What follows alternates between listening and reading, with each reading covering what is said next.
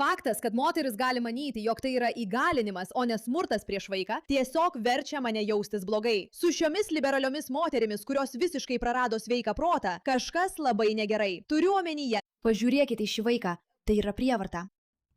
Apsisuk man truputį. O, atrodo gražiai. Kodėl taip užsitraukia į skarelę? Kodėl ji apskritai dėvi skarelę? Pažiūrėk, kokia ji laiminga. Taip, ar galiu pamatyti? Ar galiu pamatyti? Na, šitas vargšas naivus vaikas sako, ar galiu pamatyti, nesijaudink. Liko tik keli metai, kai tavo gražios akys dar galės būti matomos ir tavo kojos rodomos viešai. Nes tavo mama kažkodėl mano, kad savo liberaliu beprotiškumu ji tave įgalina.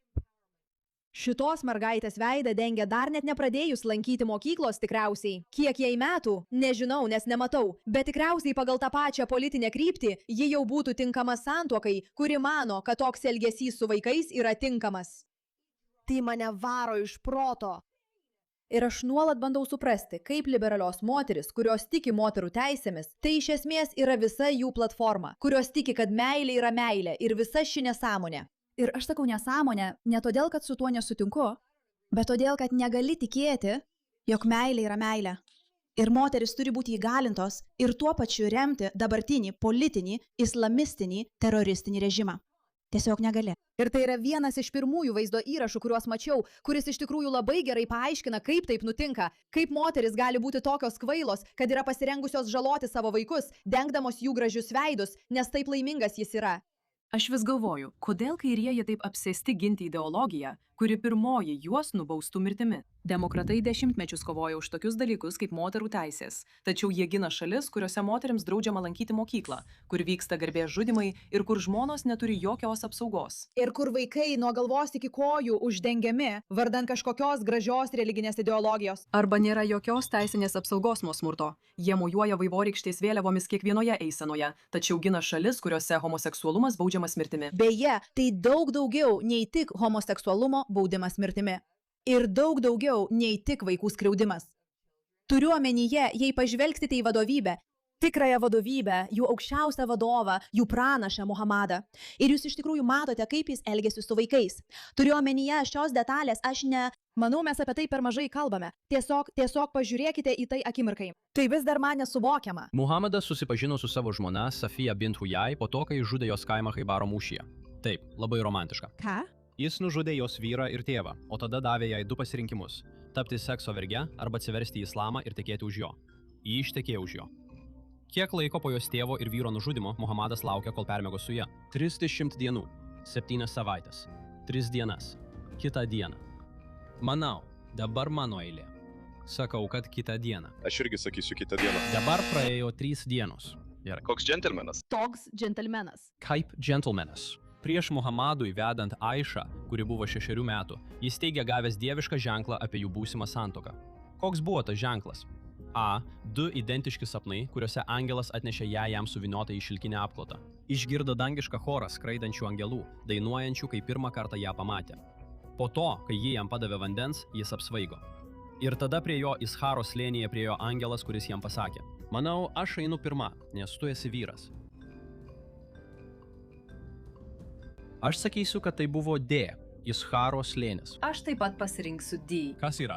A. Jis turėjo 2 identiškus sapnus apie angelą, kuris kažką atnešė. Nesvarbu. Esmė ta pati. Tu turi vyrą, kuris pirmas. Jis veda šią moterį po to, kai nužudo jos tėvą ir vyrą, o po 3 dienų su ją permiega.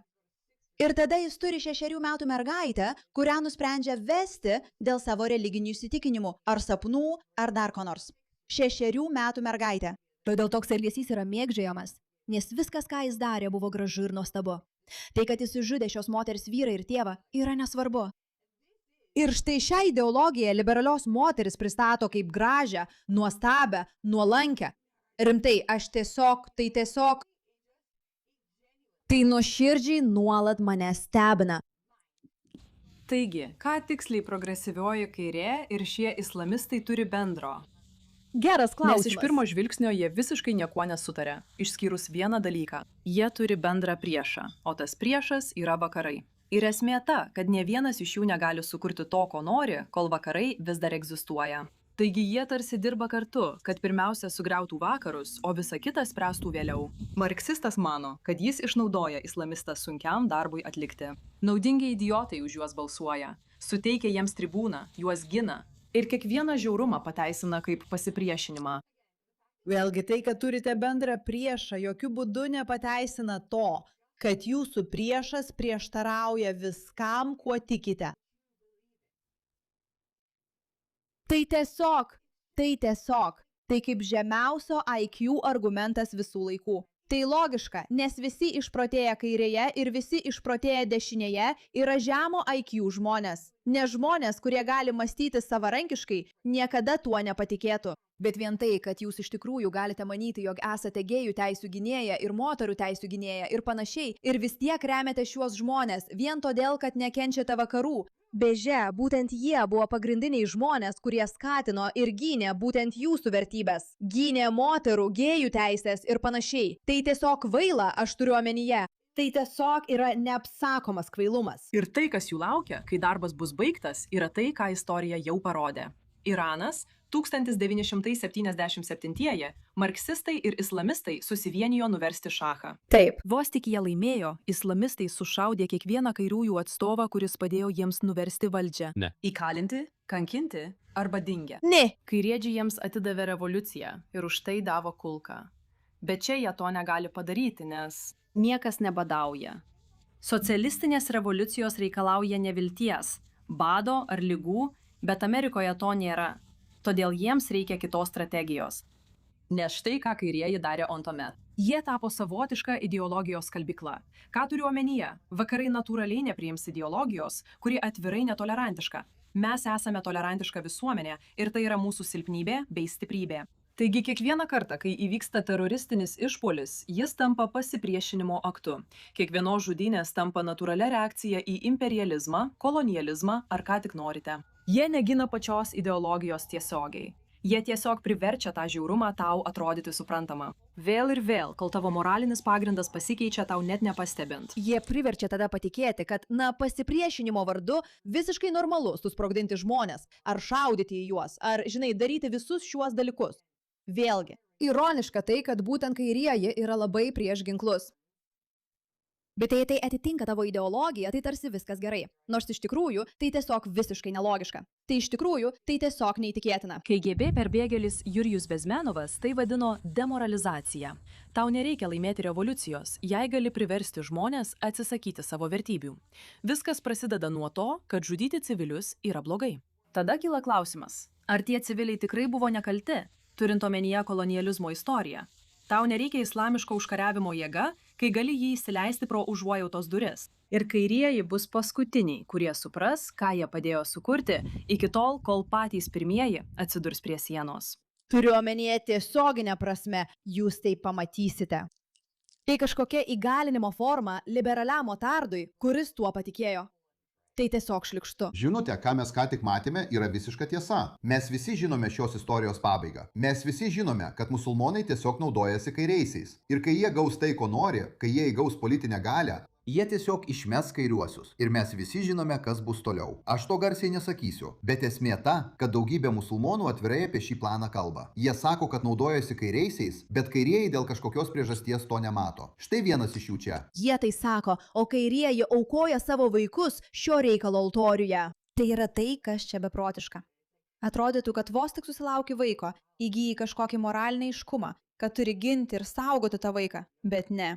Ne. Amerikoje turime politinę kairę. Tai yra progresyvioji kairė. Kaip žinote, ji yra seksualiai laisva. Ir ši politinė jėga atrodo keistai susivienijusi su radikaliuoju islamu. Ar galite tai paaiškinti? Kai buvau ekstremistas, islamo fundamentalistas, visada balsuodavau už kairiuosius. Kodėl taip yra? Aš juos laikiau labai kvailais. Aš bijočiau konservatorių, nes jie vadovaujasi principais. Tai nėra žmogus, kai jie gali išplauti smegenis. Bet kairieji, aš žinau, kad jie neturi jokių vertybių ir principų nuo pat pradžių. Išdrįskite surasti bent vieną islamo ekstremistą, kuris balsuotų už Donaldą Trumpą. Jie kada tą nedarytų. Jie atiduoda savo balsą kairiajam, kuris nori lakstyti per pasididžiavimo paradus. O islamo ekstremistai yra prieš gėjus, homoseksualus ir translyčius. Bet jie nori, kad kairieji tuo užsiimtų. Jie jų nori. Eikite, kalbėkite apie klimatą. Eikite, kalbėkite apie abortus. Jūs kvailos karvės, tiesiog eikite, žmogau, tiesiog eikite. Tiesiog eikite, jūs idiotai, tiesiog išrinkite mus. Jūs tokie bukagalviai, kad nematote, jog čia yra problema, tiesiog tobula. Mes norime, kad jūs būtumėte politinėje valdžioje. Turiu omenyje. Tai gėdinga, tai iš tikrųjų gėdinga. Ir pabaigsiu šiuo J.K. Rowling tvitu, nes manau, kad jis labai gerai atspindi visą šią temą. Kuo labiau absurdiškas ir akivaizdžiai nelogiškas yra įsitikinimas, tuo daugiau žmonių, kurie jį turi ar apsimeta turintis, priešinsis atsisakyti jo. Potenciali gėda didėja tiesiogiai proporcingai tam, kiek juokinga tai, ką jie viešai priėmė. Jie nemato kitos išeities, kaip tik dar labiau užsispirti. Ir būtent dėl to islamistai dar labiau užsispiria. Ne islamistai. Kairiojo ir dešiniojo sparno žemo intelekto asmenys dar labiau užsispiria. Jie taip stipriai remia, nes tai taip akivaizdu, kad iš esmės tai yra didžiulė žemo intelekto tatuiruotė ant jų kaktų. Neįtikėtina. Ačiū už jūsų dėmesį šiam klausimui.